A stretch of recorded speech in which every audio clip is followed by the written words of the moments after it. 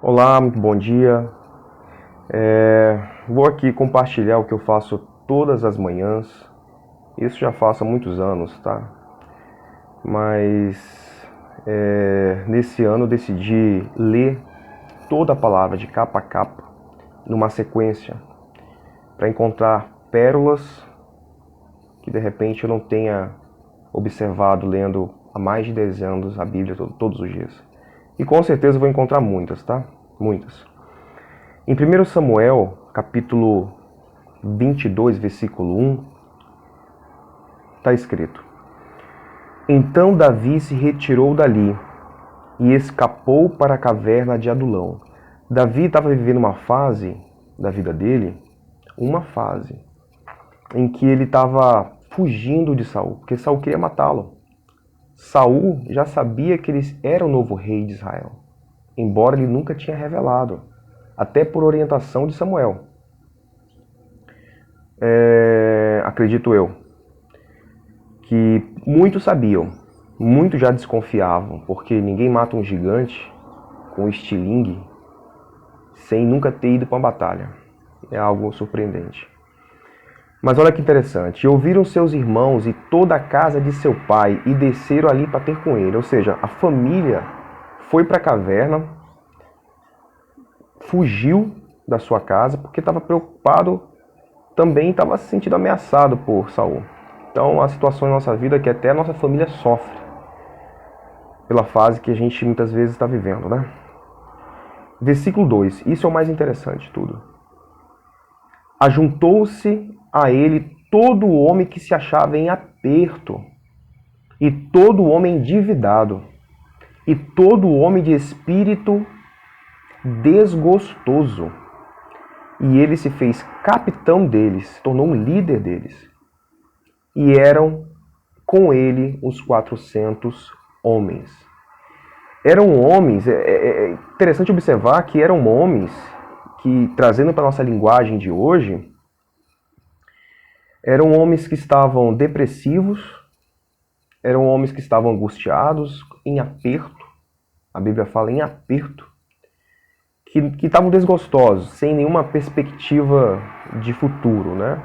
Acredito eu que eram homens que de repente estavam fugindo de seus credores, que tinham sido humilhados de repente por suas famílias, e estavam vivendo naquela cidade, à margem da cidade, né? E quando descobriram que Davi estava ali, a primeira coisa que eles fizeram ao descobrir foi ir até Davi.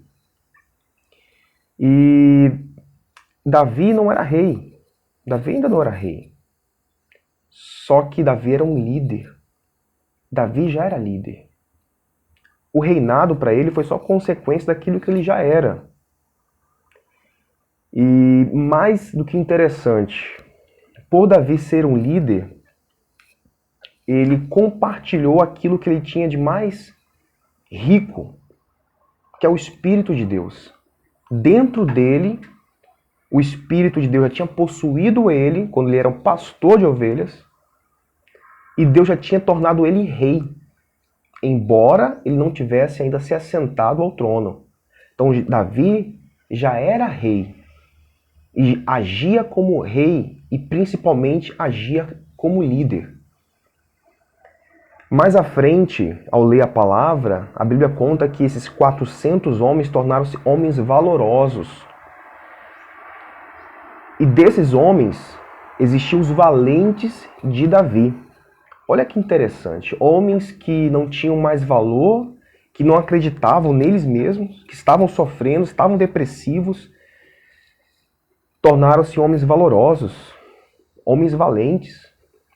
Eu fico aqui pensando, Davi treinou muito esses homens, viu?